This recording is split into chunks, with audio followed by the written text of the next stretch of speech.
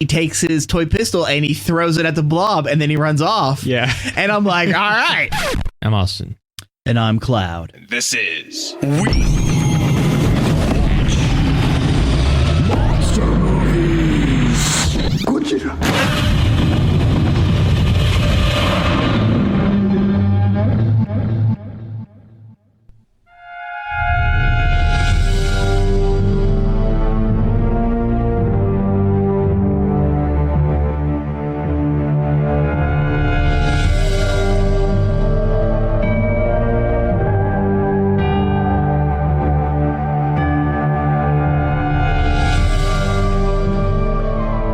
Today's movie is The Blob. The Blob is a 1958 monster movie film directed by Irvin Yeworth, starring Steve McQueen, Annette Corsault, Earl Rowe, and Olin Howland. How about synopsis? Well, in the middle of the night, a couple are hanging out and getting to know one another. And then they see a falling star. And they wish for the town to be destroyed.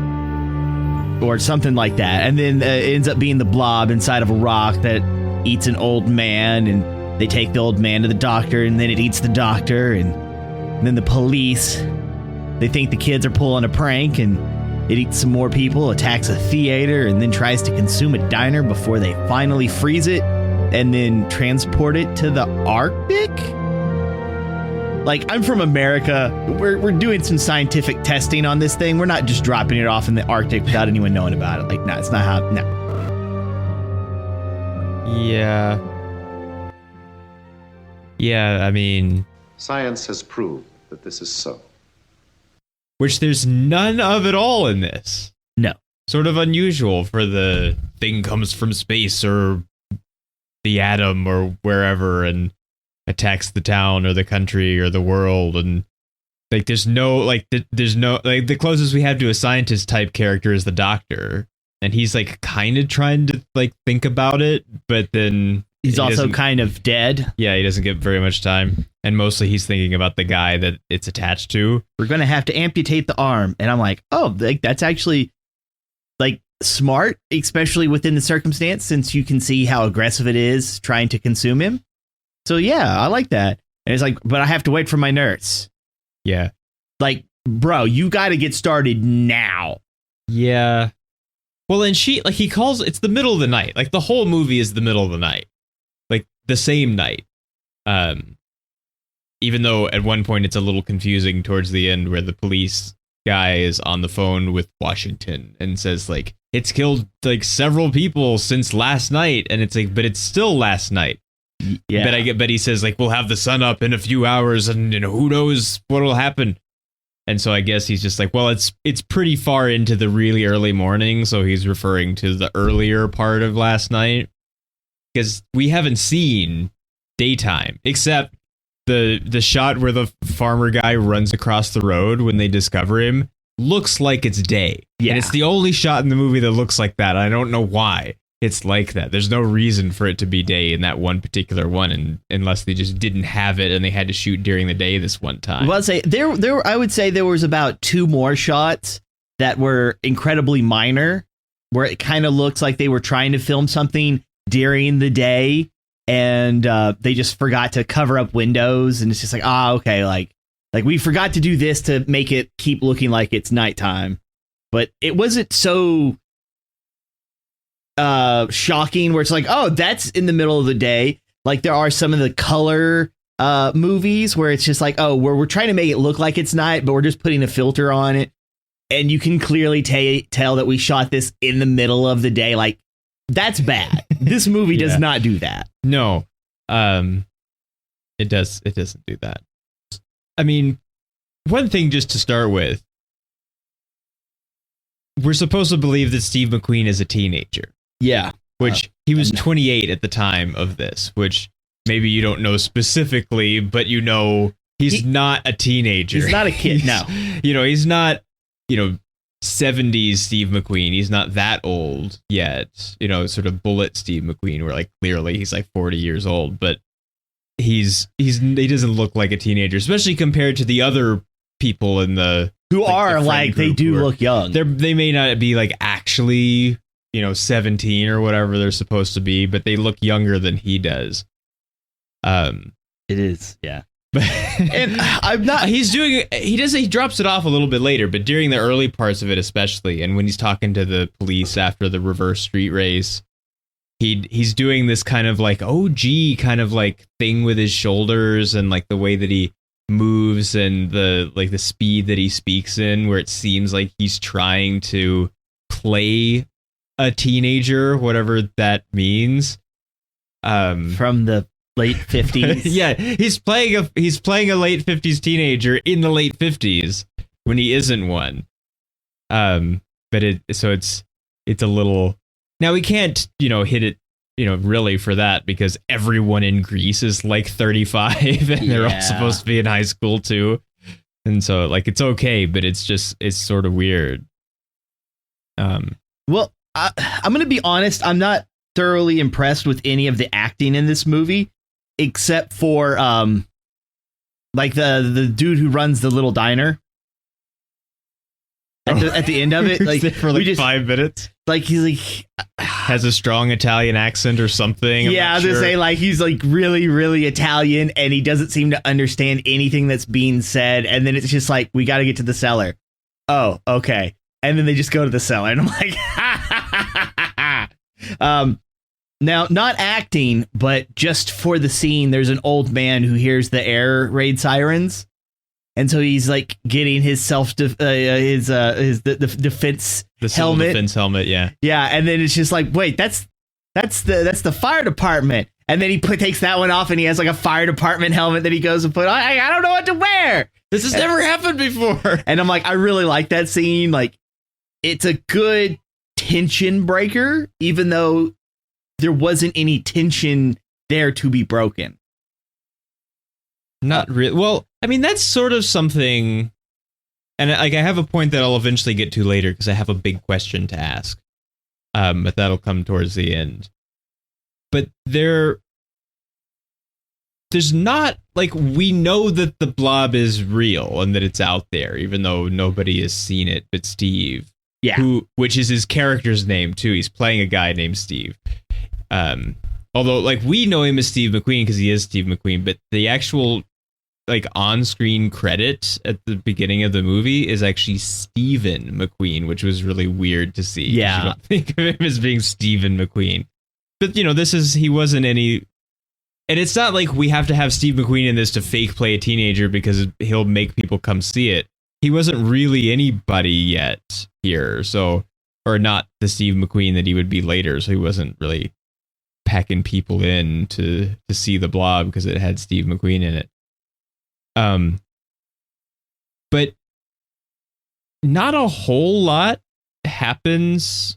Like, people, I suppose, get killed, but most of the time we're not there. We just kind of hear from time to time that, like, we found the bar just, like, unlocked and no one was there and the money was still there. And it gets bigger when we see it, like, the 3 or 4 times that we do. And so we sort of understand that it's been absorbing people. But there's not very much of the, like, the giant ants are, like, chasing after people kind of stuff, or there's there's no action sequences. No, there's not action, and there's not even that much, like. And also, it feels, I guess, the sort of intent is that eventually it'll just keep absorbing people and, like, take over the world or something in a Little Shop of Horrors kind of way. But because there's no, like, scientist character or anything to tell us this, the people keep saying, nothing can stop it, which actually is what the poster says, too, which is indescribable, indestructible, nothing can stop it.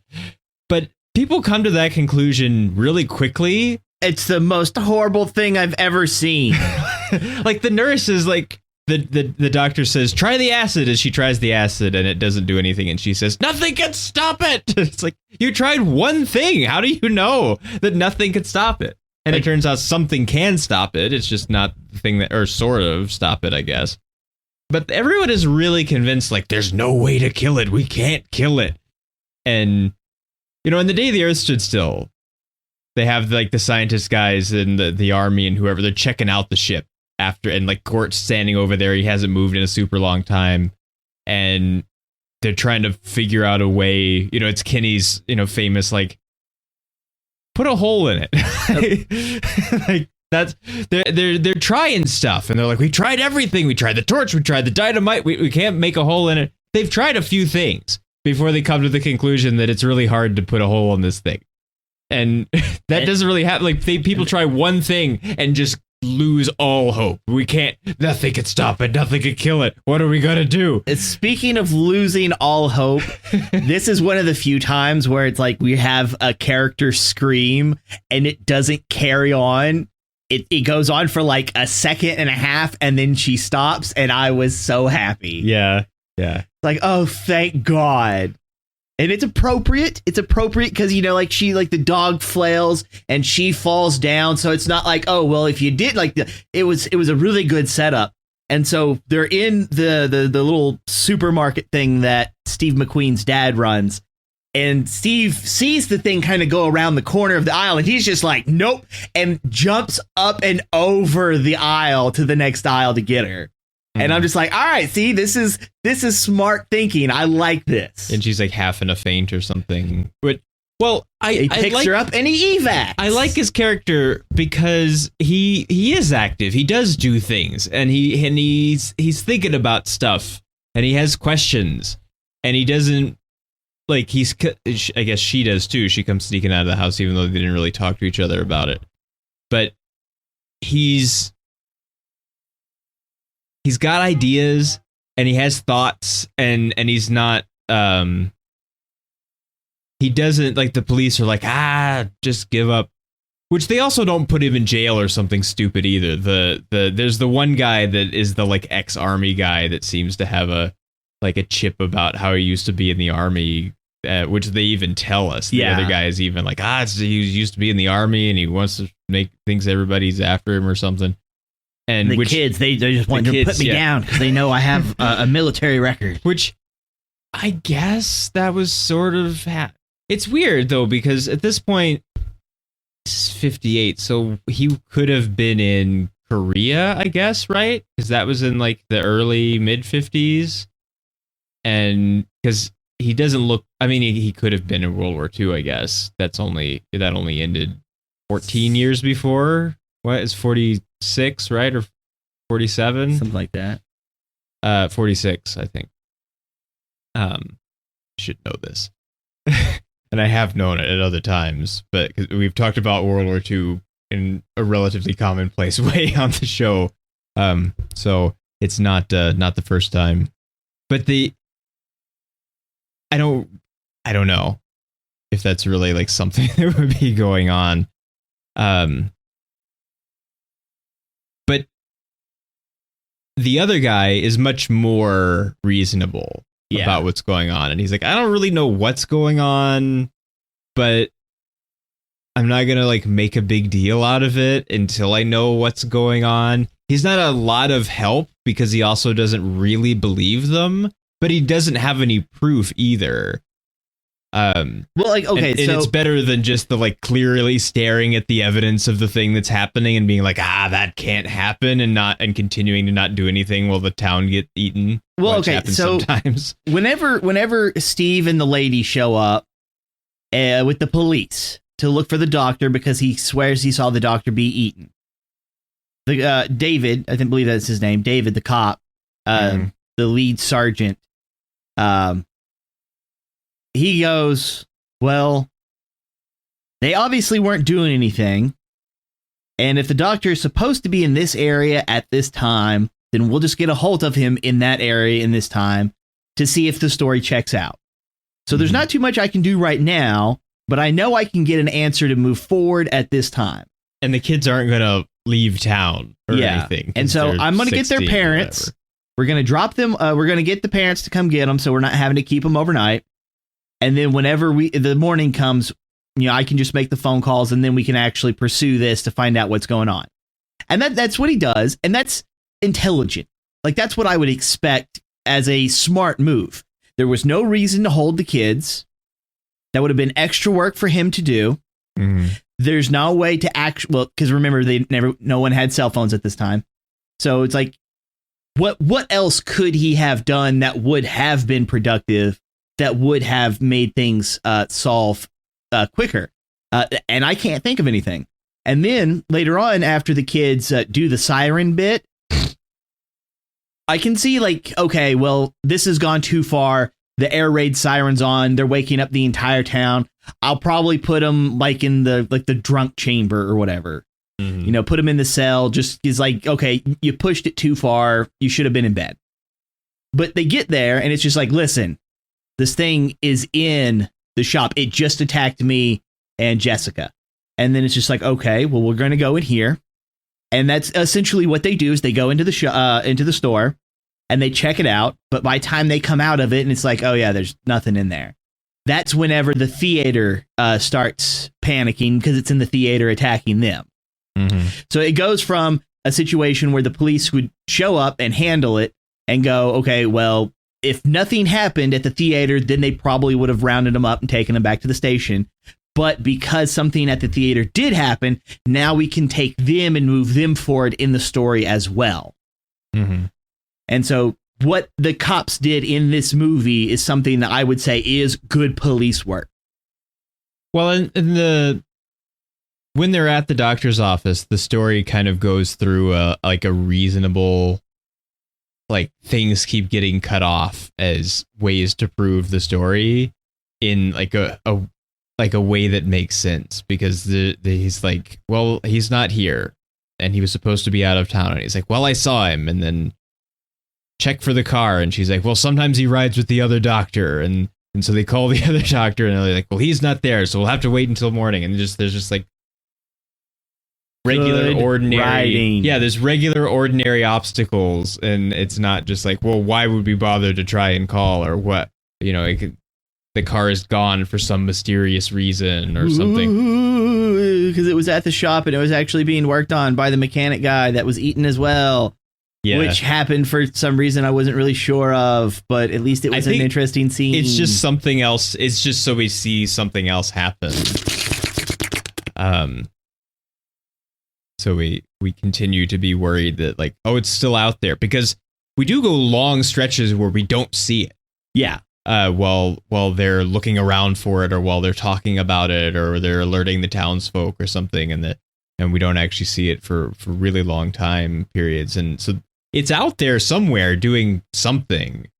Like, other than seeing it on the old guy's hand and then it attacking the nurse and doctor, we go like 47 minutes with almost nothing really happening outside of like that, like those little events. Yeah. And then when it escalates really fast. Yeah, it's really like the last 20, like it attacks the movie theater. There's like 20 minutes left, or 20 something minutes left. And then it stays like continuous with the situation to the end. But yeah, before that, because it's only an hour and a half long altogether. And so there's an hour where mostly we don't see it, except for a time here or there. But that's all right, because the movie itself, like, the progression of the story does move pretty smoothly. Yeah, it's not like people just stand around and stare at each other, and then every now and then the blob comes along and eats one of them. Yeah, it does a really good job of like staying active enough and keeping your attention, that as it develops these characters in some kind of way, you can grow to them as much as the blob grows off of the town. Although it does seem like maybe the characters progressed a little much at one point, because she says that she believes Steve because she knows him. For a whole 5 hours. At the beginning of the movie, which maybe they are like boyfriend, girlfriend, but she seems sort of like, are you giving me a line or something? And it's like, well, we drove up to what seems pretty clearly like a make-out point kind of place. And unless this is the first time that you've been out, in which case it's weird to just drive straight to make-out point. She would know him, I guess, but she doesn't seem to, because she doesn't. Because he's like, I come here a lot, and she's like, oh, with other girls, and he's like, no, because I like to watch the shooting stars. Like, really? Which I guess is true. I don't know, really. Because it does seem like the other teens are not really as friends, but it seems like it's kind of a small town, so like everybody at the high school knows each other. Yeah, I grew up in a town like that, and essentially that's how it is. It's like, hey, I know Megan. I'm not really friends with her, but if I drive by, I'll say hi. You know, oh look, that's Jonathan. What's up, Jonathan? I hope you crash on your way home tomorrow, you son of a bitch. That's not very nice. Jonathan wasn't very nice. He's also not a real person. To say that people named Jonathan aren't real people, there are just. I'm thinking of like a Ginger's thing. No, I'm thinking of like The Matrix, where it's just like, you know, there is no Jonathan. Like Agent Smith, like they're not real. Oh, okay. I guess. Yeah. Because unless your name is Johnny Thin or Johnny Than, or Johnny Bravo, even the parents are pretty reasonable. Where they're like, they show up to the police and the guy who's the school principal, who's the Jane's dad, is like, why did the town? What will the town think if they know that I had to pick up my daughter at the police station in the middle of the night? Which. He got called by the police in the middle of the night to come pick up his daughter from the police station and went ahead and bothered to like put on his suit and tie to come out in public, which seems very 50s of him. Which the nurse does too. The nurse shows up in the middle of the night to help the doctor with this emergency amputation. She shows up in her nurse uniform, which seems not really necessary since they're not like it's not business hours and who else is going to see. Yeah. But so people show up ready for and he like Steve's dad also has a suit and tie, but his is a little more like, but his is a lot more rumpled looking, where it looks like I've got to throw something on. His tie isn't the right length, and the jacket's kind of wrinkled, and so it doesn't seem like I guess I live in the 50s. I have to put on a suit to come out in public, but like the principal guy looks like he could be going to school. Like he's clean and ready. Well, even with that, whenever they show up to the station and he kind of has his little fit about having to pick up his daughter, and it's just like, no, like we think the doctor was murdered and we were like reporting it, then it's just like, okay, well, that's not good, but that's definitely better than you being arrested for something. Yeah. And so but like, they don't just totally freak out. Yeah. And he doesn't like lock her in the house like the Nightmare on Elm Street dad does. And so it's not, they're much more calm than sometimes people are in that kind of circumstance. And the kid, the younger son, the little brother. Yeah. It was kind of funny because when he shows up, his cap gun. He's so loud, and she even tells him. Oh, to in the shush. house, yeah. She tells him to shush because she's trying to sneak out here, and he's like, "But I gotta guard you." Like, listen, all right, like I can poke you in the eye. Just go back to bed, all right. And then he decides, I want to go sleep on the couch, and I'm like, hey, even as a kid, there's been times where I've had to go sleep on the couch because either my room was too hot or like something would happen where I wasn't as comfortable sleeping in my bed than I was going in the living room, plopping down on the couch. I didn't make noise. I didn't make a fuss. I just went to bed. I just happened to be asleep on the couch. And that's kind of what this kid does. You know, like he doesn't wake the entire house up to go do it. He just goes and lays on the couch. And then like when the parents finally wake up because of all the sirens and the wife just loses her mind. And then it's just like, oh, the kid's right here on the couch. Oh, it's daddy. Why are you asleep here? Like, oh, calm down. Your kid's right there. All right. He's sleepy. He's tired. He doesn't know what's going on. Why are we daddy? I was guarding you. From what? I don't know. Obviously, I'm doing a good job because nothing's happened. Yeah. All right. Let me sleep. And then he comes around and he's like, I'm going to pop this motherfucker with his little cap gun. And I'm like, all right, so he was annoying and I was hoping the blob was going to eat him. But now I like him because he's like, I ain't scared. I'm going to bust this guy. And And then after he realizes that he has no more rounds left, he takes his toy pistol and he throws it at the blob, and then he runs off. Yeah. And I'm like, all right. Like this kid, he's got some techniques down. He knows what to do, and he evac'd, and they managed to save him in the end. Yeah. No one says the blob. No. Like, we don't have the, like, screaming the blob like we do the them scream or various other things. The old guy, like, pointing and saying, Gojira. Like, there's nothing, there's no on-screen spoken naming of it. They just refer to it as a monster or the monster. It's the worst thing I've ever seen. Yeah, the worst thing I've ever seen. Nothing can stop it. I think that's something, because I mentioned it when we were watching this movie, but that's something I kind of think about from time to time, is the terms that we use. You know, is like, they don't ever say the blob, but when they ask him to describe it, he can't describe it.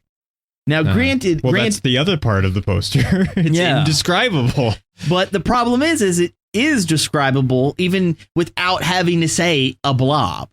Like, you can say it looks like jelly, or the fact that this is probably, or the fact that this is, you know, almost essentially a gelatinous cube, only without it being a cube or in a dungeon, and it seems to be from space. Gelatinous cubes are like monsters in like D&D. You know, like you're dungeon crawling, and then like, you know, you have like a pathway, and then there's a cube that fits in the pathway, so you got to like find a way through it. But it's essentially the blob, that kind of thing. Well, you know, like there's words that we can use, but he's it also 16 or something, I guess, but because he's the only one that sees it until everyone sees it. So, but see, that's the thing, is like, even then, like, how would you have described it if that was like what you would have known of in 58? Because things have changed, and our vocabularies have changed. You know, would he call it like a giant red snot? Like it looked like a big red loogie. Yeah, I don't know. I'm not sure what words there would have been that would have been commonplace to use. This is not, well, I guess it's 62 years ago now, so it's a while ago. But yeah, I don't know. I'm not really sure what the words.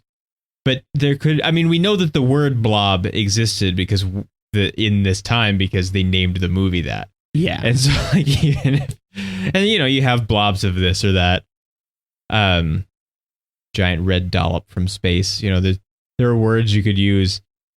Now there is a controversy with how it got the name. One of which is that the basically the That 70s Show naming kind of way, or like Blur's song too, like we just didn't come up with anything else, or like it was called this for a while and that just ended up being right. But because supposedly, at least in one of the stories, it was originally supposed to be called the Molten Meteor. And then that's a horrible name. Someone was referring, perhaps the screenwriter was heard by the producers referring to the monster itself as the blob, just in describing it for some other purpose while they were talking about it, or that it was that way in the script, and so then they were like, let's call it that. Although, hey, that's pretty good. At least what we evidently have as the shooting versions of the script, when the monster is referred to, it's called the Mass, not the Blob, and so it may not be that. And then they thought maybe they would call it the Glob, which is a word we didn't even think of using to describe it, although that's a word that you could use. It is a glob, I guess. I don't know. The giant red dollop from space is pretty catchy. But they discovered that there was a book called that, and so they thought that they couldn't use it because they didn't understand that you can't copyright a title. And so then they changed it to the Blob. But all of that is very difficult to say what's true and what's not, and no one knows for sure. So it's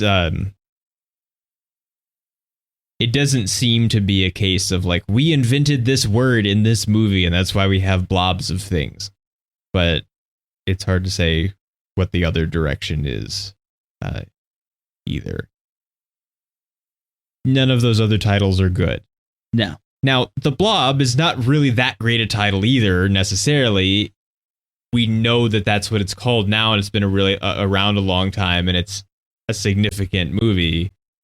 And so it just sounds okay because we've just always, The Blob has always existed for us in particular. So we've never known a time when there wasn't a movie called The Blob, and so we just sort of accept it. I don't like thinking of a time that exists without a movie called The Blob. But it is kind of a generic, kind of plain title. It's a something that's, it's a short generic word. Well, I don't know, like, just kind of thinking of short and simple titles, like if this was to be called like Red Mass, just as an example, something like Red Mass is a cool name, but it doesn't really fit with the tone of the movie. No. If you were to call it the Gloop or something like that, that sounds too silly. Yeah, that sounds closer to The Stuff. Yeah, and like The Stuff, while I think it's a good movie, is kind of silly. Yeah. And so like you have like The Blob, and I think blob is like such a neutral kind of term.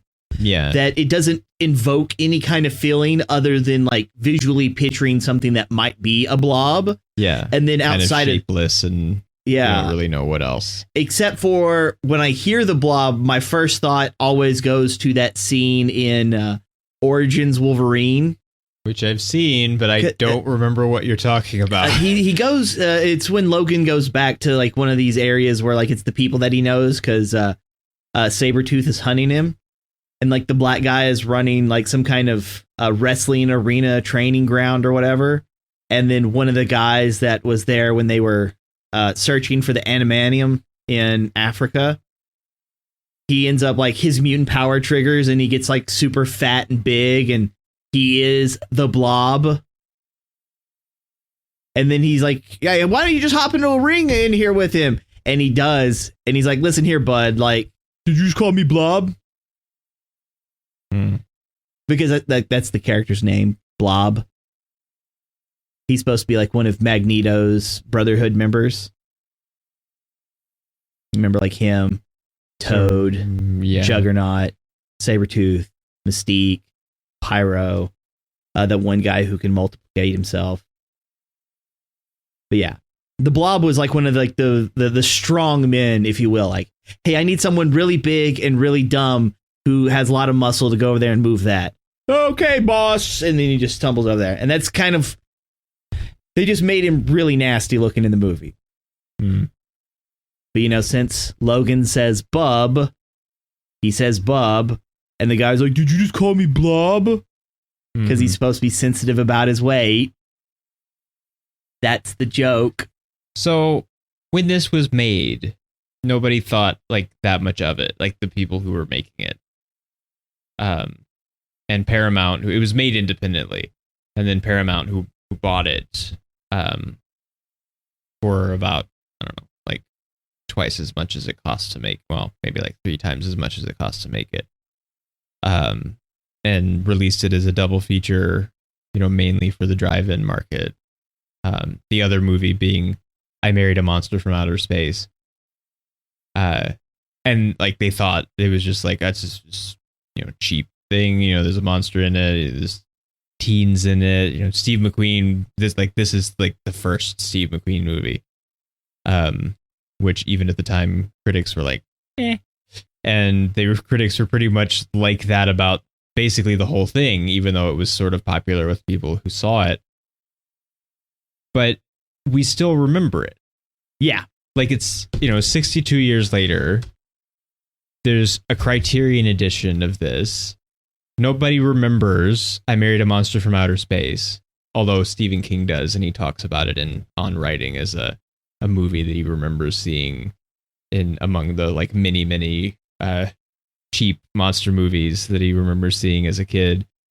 But nobody remembers I Married a Monster from Outer Space. But we remember The Blob, despite its generic title. and not a whole lot going on in it in like, you know, big monstery attack kind of terms. Well, so why? What is it? Why do we remember the Blob when we don't remember so many of these other just cheap things that are sort of similar to it? Well, see, you're hitting on a lot of stuff I've been thinking of lately. And I'm going to have to ask you to stop doing that because you got my brain like all on. The processor is running hot and the water cooling system's shot. All right. So I have a feeling that the Blob falls into this criteria of this was a movie that came out that was good enough to be enjoyable, but not exactly good enough to be groundbreaking. But there was a group of people who liked it so much that they carried its legacy on to the point that it got a remake. And because it got a remake, people will either remember this or the remake and enjoy one or the other. And then I have a feeling that there are people who enjoy this movie not because they think it's good, but because they think that they're supposed to think that it's good. Because honestly, I do not like the acting. I think the acting in this movie is pretty subpar. Yeah. There's nothing scary about this. I didn't feel the slightest bit of fear, even by this kind of standard. There was no tension, no suspense, mostly because it's 2020 and this is made in 58. And so it doesn't hold as much weight for me as something newer might, comparatively. I mean, we still talk about the first Alien movie, and that movie is still intense, even though it is as old as it is. Yeah, it's still 20 years more recent, though. Exactly. And so, but I have a feeling, because like I remember liking this movie because I thought it was fun. Fun, not good, fun. But I remember the remake being better. You remember the 80s one. Yeah, and I also feel like that's the same thing with like The Thing. Like there's the original Thing. And I don't hear people talk about that, but then somebody liked that movie to the point where they were like, hey, John Carpenter, that's my name. Don't wear it out. I'm going to make The Thing. And then everybody loves John Carpenter's The Thing. And I'm almost afraid that there's people who talk about like Hollywood drying up. Like there's no more fresh, original, unique, new ideas. And there's too many remakes. And while I do kind of agree with some of this, I get tired of seeing remakes of good movies. I want to see remakes of bad movies where someone's attempting to make them good. Because there's a lot of potential in movies that exist. And it's just like, well, here was this idea and it failed, but it didn't mean that was a bad idea. It just happened to not be executed properly. And I'm almost afraid that The Blob is going to be like that if it gets another remake. That it'll be better? That it'll be worse. Oh. Because they keep trying to take good movies and remaking them, and they're not good remakes. Yeah. And then, you know, it's going to be like 100 years down the line, and people aren't going to remember the originals. They're going to remember the original remakes. And then, you know, you're going to have like 15 remakes of like Freddy and then Jason and then Halloween, and then Blob and Aliens, and then all of the ones that were important. It's like, oh yeah, well, we watch them. We didn't really enjoy them because it's not this time period, but you know, we're still going to say they're good because we're supposed to say they're good. Mm-hmm.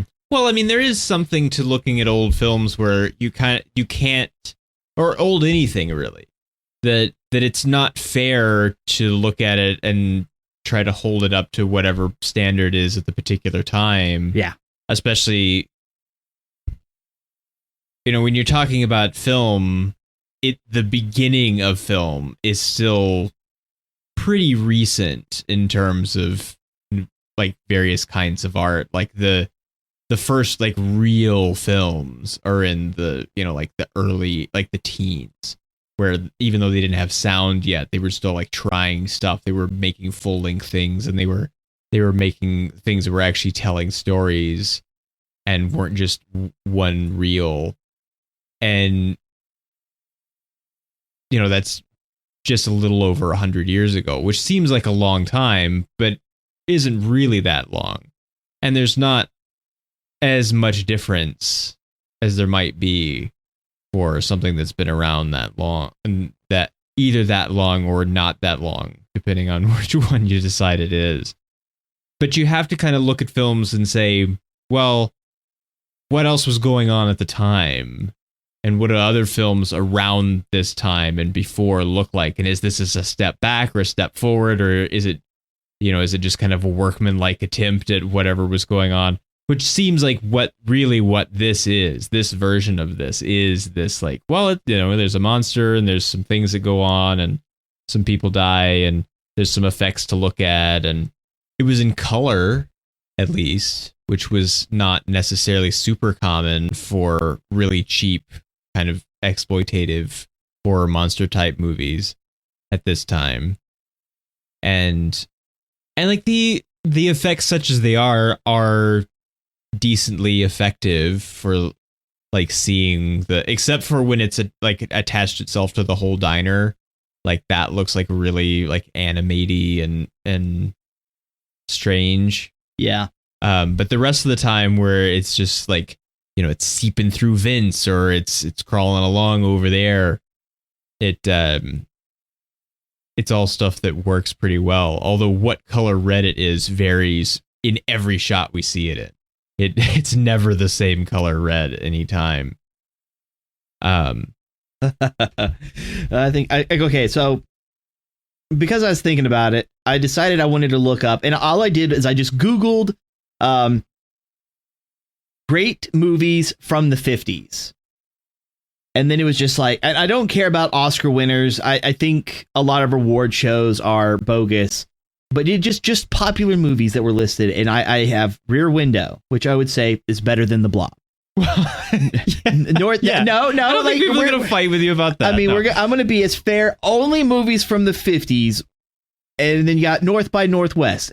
And while I would say North by Northwest is better than The Blob, I like The Blob more than North by Northwest.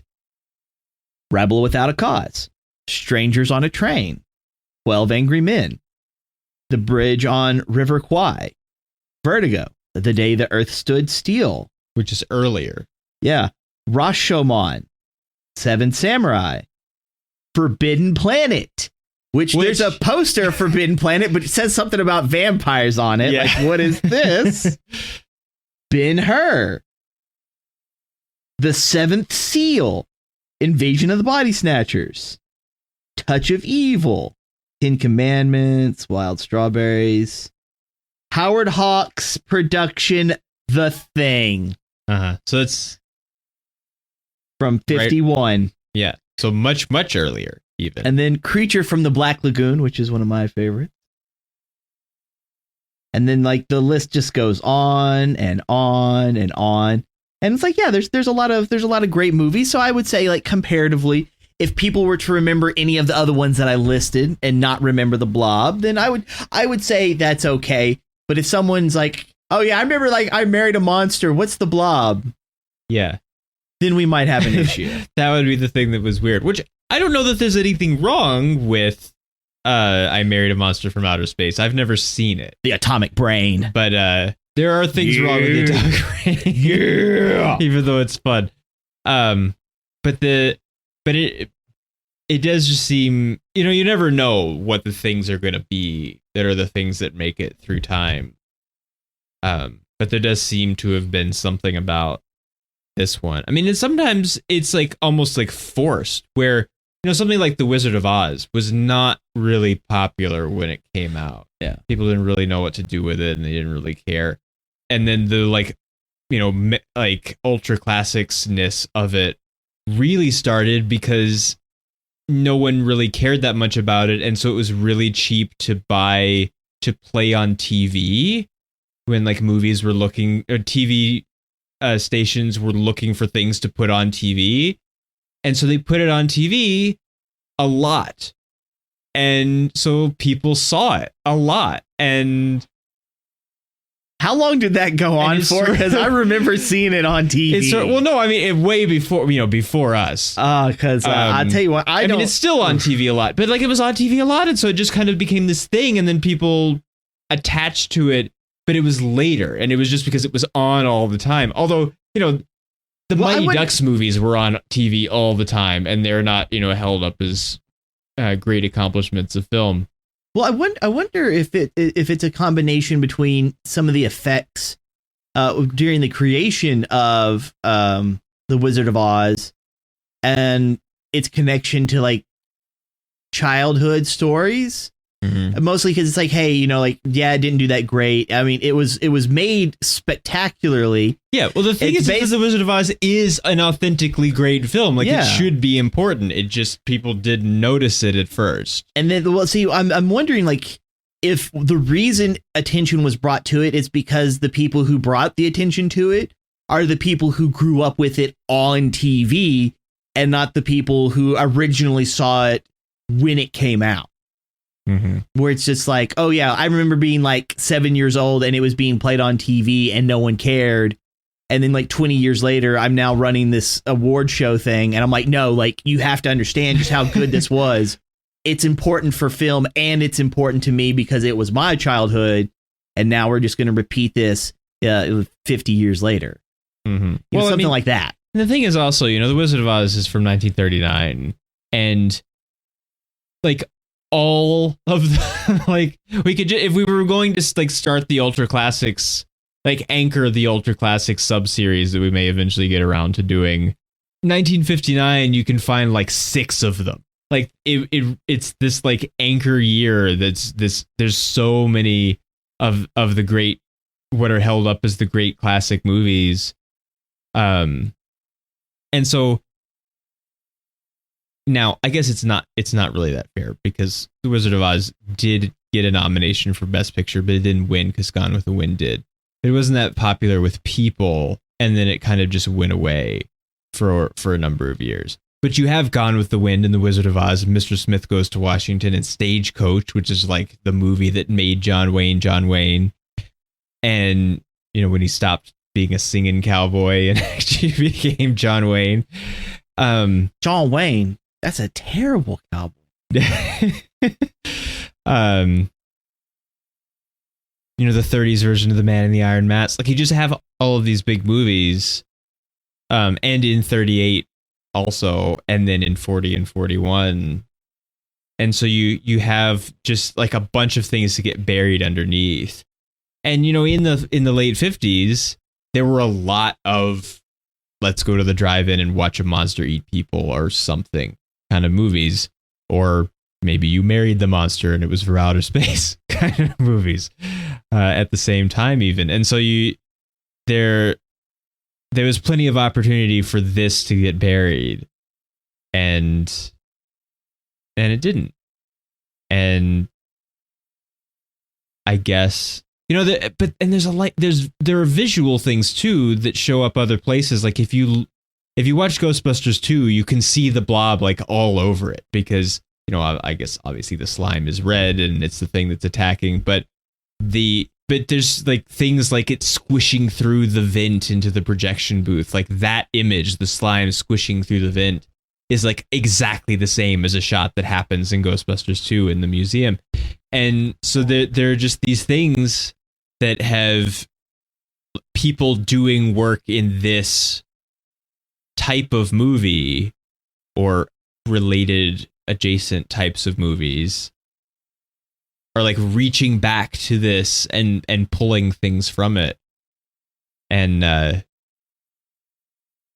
well, the thing is that it's fine. It is fine. Oh, like yeah. It's not like I cannot, you know, it's not Manos Hands of Fate or Plan 9. It's not like objectively terrible and like people enjoy it because it's so it's like, you know, a car accident in progress that you're just watching. The train wreck that you can't look away from. It's fine, you know, it's just fine, but it's just fine except there's something about it. Well, I'm wondering, okay, because like you mentioning Ghostbusters, and I would say that would be a good callback to like the use of practical effects. Yeah. You know, it's like, hey, like we have to do this. We're not CGing it. We're really going to do it. Well, how are we going to do it? Well, how, like they did it in that movie. How did they do it? Okay, well, we'll just do it the way they did it. Yeah, well, there is in practical effects this, less so now because there isn't that much of it anymore, and like all of the old people are dead mostly. But there has been this long tradition of like people sort of just making their way into effects or makeup effects or stop motion and these kinds of things where you'd be some young guy and you'd come in and you'd work with this old guy that's been doing it since the 40s, and there was this whole like, this is how you do these things, it's how we've done these things. And then a lot of that gets lost when every movie isn't doing these things, so you don't need that many people because now we can do it with computers, and so it's becoming sort of a lost thing. Like, there's still people that know it, but there are a lot fewer of them than there used to be. And like some of it's collected into books and stuff. But because there is that, like, this is how you do these things, this reaching back to an old movie that did this similar thing to what we're trying to do here, like, that makes sense. But it, like, the vent shot seems like directly referential because it's exact almost. Like, it seems like it's this shot from the Blob and we have this red stuff, so we should like make some kind of reference to that. And so it seems like they're thinking about, remember the Blob? Which at that point is, I guess it could be either one, because I think the Chuck Russell remake is 88 and Ghostbusters 2 is 89, I think. And I don't know if that particular shot appears in the remake also. Now there is the thing of the question mark at the end, which there was a sequel at the time that's called Son of the Blob, which I haven't seen, and so I don't know whether it like picks up directly or not. But it does kind of end real fast, where it's just like, well, we're gonna have the government come and pick it up, and then the next shot is the government came and picked it up. They came and picked it up, and they drop it in the Arctic, and it's the end, and then it's a question mark. We know better. Yeah, I guess. Plus, it did shrink in size as they were using the CO2. It did shrink in size, yeah. So, like, I'm wondering, like, how much can it be condensed as it freezes solid comparatively? Well, I mean, I guess they probably didn't freeze it solid with the fire extinguishers. No, I'm just saying, like, that's probably not the smallest it can possibly be. No, I'm just saying, like, okay. So what I'm thinking of is, it was really small when it was inside the meteor. Yeah, exactly. Okay, so you have it's in the meteor, it lands onto a planet, it starts consuming matter. All right. And right now it's consuming people, maybe because people are nutrient rich for its growth cycle. So let's say it grows to the point that now it just covers every area. And we'll just say Ohio, for example. It can cover like all of the surface area of Ohio. Because it's doing that, why would it not absorb other organic material like the plant life, any animal that it can touch, obviously, anything that would be digestible, until it grew to the size that it would be able to cover the entire Earth, because it could also absorb the water. Mm. All right. And so what happens when it gets so big that it does cover the entire planet? All right. What happens if the planet decides it's going to break up? This could be what caused it to be in space to begin with. And because of the way that thermodynamics work in space, maybe it lost so much of its heat that it caused it to shrink, and then it just collected other debris because of its material, which formed the meteor, and then it just landed on this planet. And so by freezing it, like just with the CO2, and it kind of contracts and gets smaller, then they take it and then they put it in the Arctic, where it is cold, and it just keeps getting colder and colder and colder until it does recondense itself back into its original state, or at least something small enough after the other mass that it's absorbed. Mm. Yes. hey, I'm a galactic brain trying to come up with a self-replicating creature that I can shoot off into space to destroy all sentient life, and then some. I gotta come up with something. Well, that is always the question in these kinds of things. Like, so this thing is out there floating around in space, but like, besides that, like, what, like, why is it the way that it is? Now, I guess just something, weird things happen in other places that are different from, or they're weird because they're different from how things turned out here. But I guess like things could happen differently as long as they follow like basically physical processes that we understand. And so I guess it could just happen to be, it's like a germ or something. And it just happens to be that that's how it works. Or it could be a weapon or something. There's no, it doesn't wrap part of its blobbiness around the president's neck and show it all the planets that it's destructed before for its various purposes. So yeah, there's it doesn't have a why, which sometimes is what you want. That's the thing that, one of the 3 or 4 primary things that makes Slender Man scary is that there's no why and there's not really any what. Like, you don't really know what's going on, but he's scary. Which also we are probably we're going to at least see it. I guess maybe we're going to do it on the show. I don't know. But either way, sometime soonish, we're going to watch Color Out of Space. Yay! And so in preparation for that, I read the Color Out of Space story, which is not that long. And at least in like basic premise, this is sort of like derived from that in a way. Like, a thing crashes close to a farmer's house and it's this rock thing, and then they crack it open and inside there's a something that's indescribable, which this is touting itself to be as well. And then over time various evil happens because of that, which is where the split sort of happens, because like there is a something and it does cause things to happen, and it seems like in some cases there is like a blob like thing that comes out and like dissolves people, but no one ever really gets a good look at it. And like the way that the story is structured is that it's being told to a guy by a guy that was there, and it all happened like 30 years ago or something. And so he has only like pieced together information. But so I guess there is sometimes like a blobbiness shows up and does absorb a person or something. So even that is related.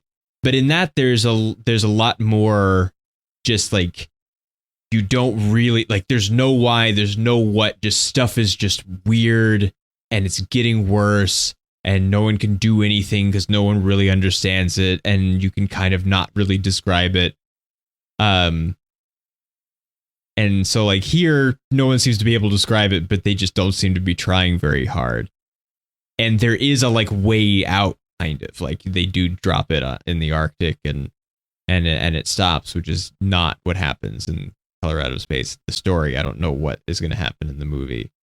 Although I am concerned that like such a heavy amount of the story leans on that there's these weird colors that are related to the thing, and the thing itself is like this weird color that is such a not of this earth color that you can't put it into words, and you just kind of like have to see it, and you can only kind of like have analogies for it, but those don't really describe it.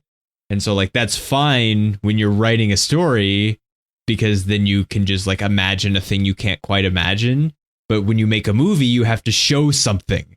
And so like, what color is the color out of space? It's not supposed to be a color that we can see or understand in a direct way. And so you have to kind of figure it out. But having that be recent in my mind, I saw a lot of it in this in a way that I hadn't really thought about before. But that just has so much more like dread and creepiness and like discomfort, like even though almost nothing is described in any kind of like graphic way.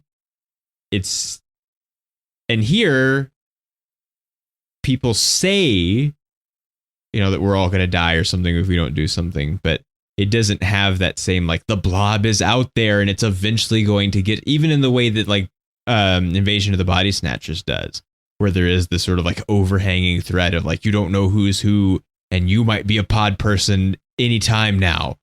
And there's just sort of like creeping in of like more and more people are not people anymore. And it gets hard to get out of it, which, as we talked about there, some people think is like a communism metaphor. The people who made it said that wasn't what they meant. This, according to the people that made it, is not what they meant. But a guy named Jeff Charlotte wrote a book, and he describes that the Blob is about the creeping horrors of communism. And because the Blob is red. Well, because the Blob is red, I suppose. Insert Russian theme song. And it's creeping and it's getting larger and it take it. Yeah, I guess, but no, like no Jeff Charlotte, and the writers of the script are like, what are you talking about? That's not what we meant. Bruh. We weren't making a metaphor for communism. Stop it.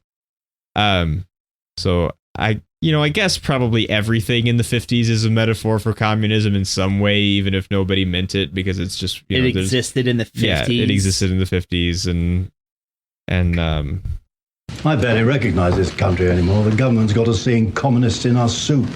So I guess you see communists in the Blob and communists in the pod people and wherever else you might happen to look. So maybe we can't blame Jeff Charlotte that much, although we can still tell him that he's not correct.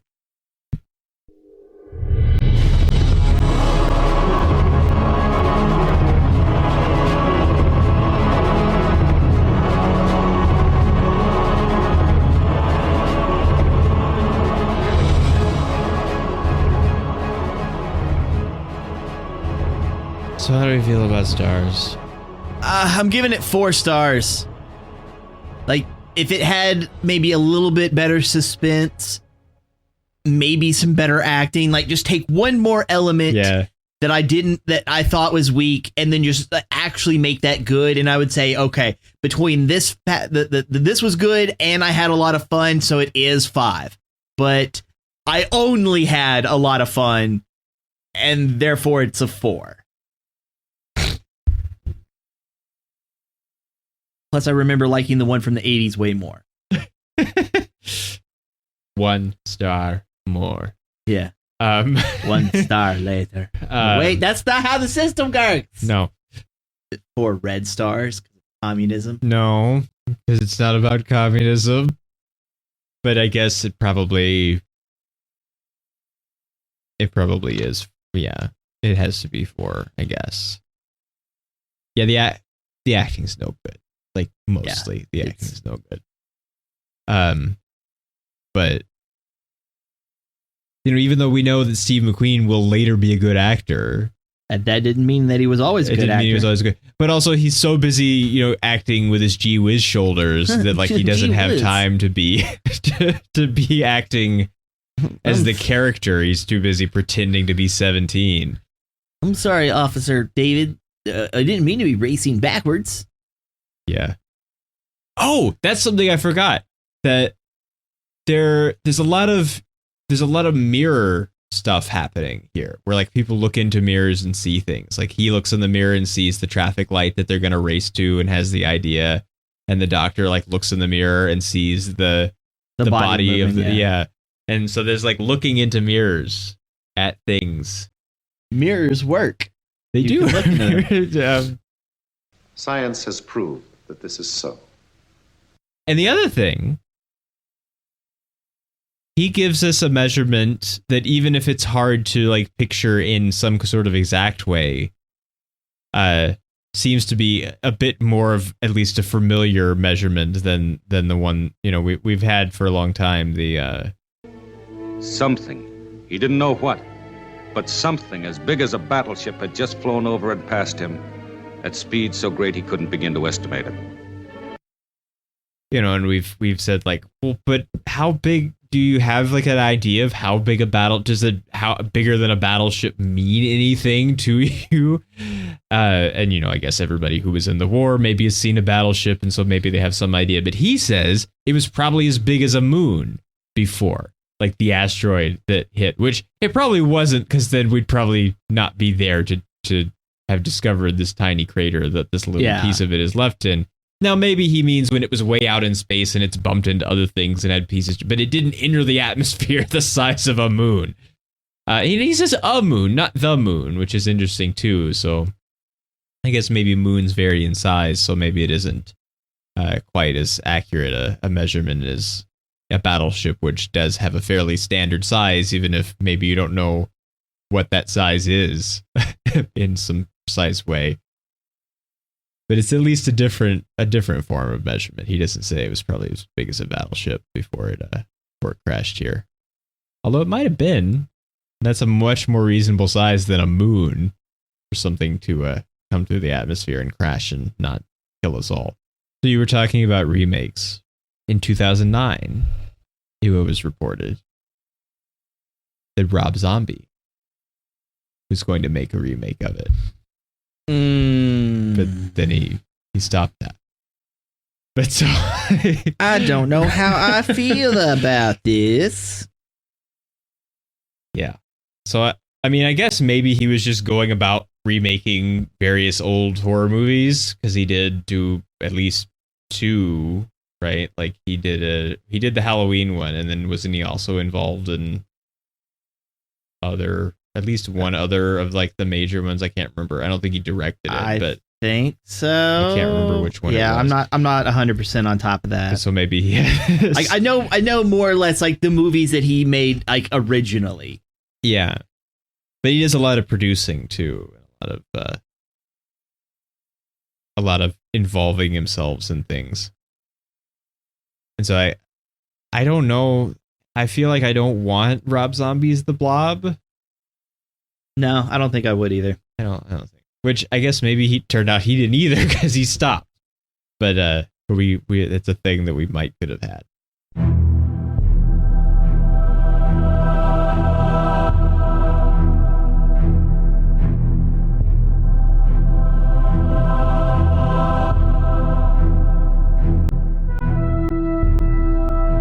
And if you live in Pennsylvania, the town of Phoenixville, which is most of the town exteriors, including where the theater was, were shot. They have a yearly Blob Fest, where they celebrate the Blob having been made there and reenact the people running out of the movie theater while the Blob chases after them scene. That's nice. So, well, speaking of theaters, we are going to try to do Colors Out of Space. If I can ever say its name right. which you didn't. But no, of course I didn't, because I always mess that up. It's not in the theater anymore, though. No, I'm just saying, because like these are newer movies. We're going to try and do The Invisible Man, but we're not going to be doing it for the Monster March Madness episodes. So if you do get it in March, it's just a bonus. So calm yourself. But you probably won't. We're supposed to get Kenny back on for Godzilla King of the Monsters, which may be the next episode. If you want more details, or if you want to talk to us in a more expedient fashion, follow us on Twitter. The link should be in the description. Yep. And I do my best to keep an eye on that daily. If you're listening to this on YouTube, like and subscribe, leave a comment, thanks. And tell us, even if it's on Twitter or an email or a comment, did you like The Blob, whether it be this one or the 80s remake? And would you want to see a Rob Zombie's The Blob movie? Because like I'm a little on the fence on that. Like, I know he can make some good stuff, and you know, some of it has these wonderful horror aspects of it, but at the same time, it's The Blob. So who knows?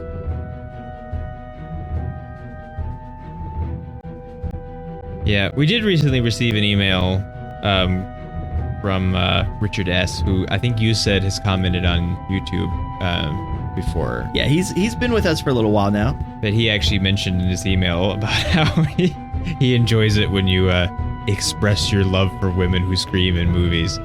Yes. There's a bit of a tie in there. Well, hey, we actually have one that I love in this one, so there we go. I think he's being Facetious? facetious, yes, but it's true in this particular case.